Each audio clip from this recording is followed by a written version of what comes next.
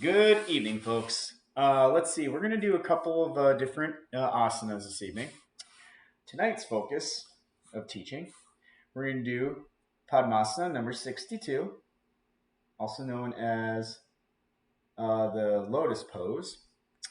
We're going to do number 64, which is Chathara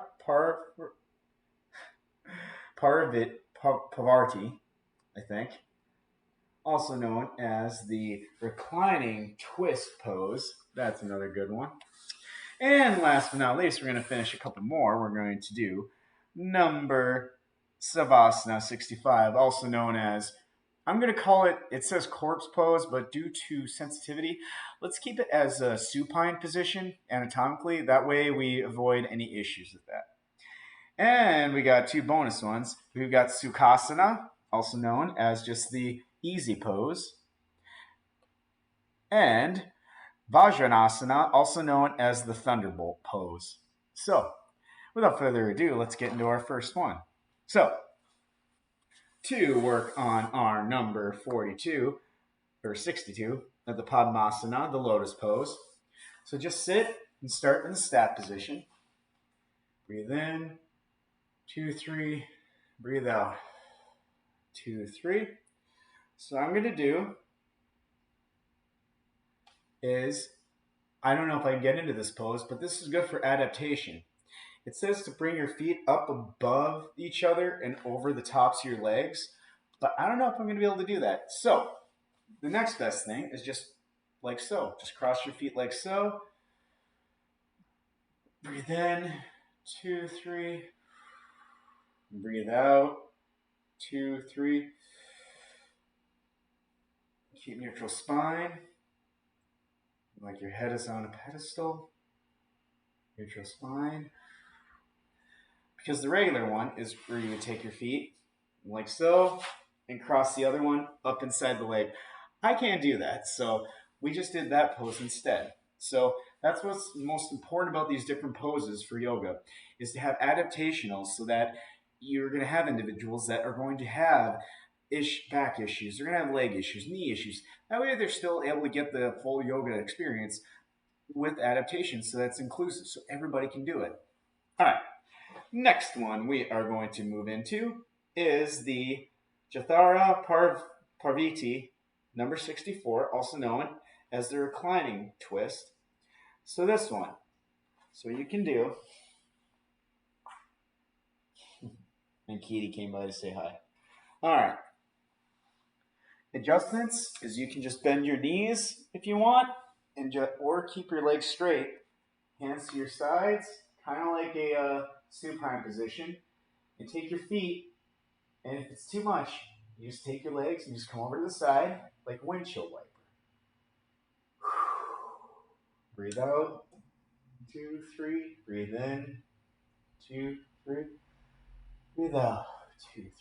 And if it's too much, just do the same position, except use your feet and just come over to the side. Same concept, same idea. Then 2, 3, and out. 2, 3. I got my cat staring at me and judging me. And bring it up. And we'll just bend our knees again. Breathe out. Bring your legs over to the other side. Keep your palms facing up. Look up to the ceiling. And close your eyes if you like. And breathe in. 2, 3. Breathe out. 2, 3. Because I already showed earlier and I'm lazy, stretch out those legs straight and just keep the same pose. Feel that stretch in your spine. Hold, 2, 3, and out, 2, 3. All right, back to center. Bring your feet down. This one, supine, aka corpse pose, also known as Savasana. Just keep your feet up, arms to your sides. Breathe in, 2, 3. Breathe out. If it's too much for you, if it's too painful, bend your knees. Just bring your legs up like so. Same stretch, same concept. Breathe in, 2, 3. Breathe out, 2, 3. All right, good. All right, next one. come back up to staff position. And we are going to do the next one, which is, using my guy here, Sukhasana.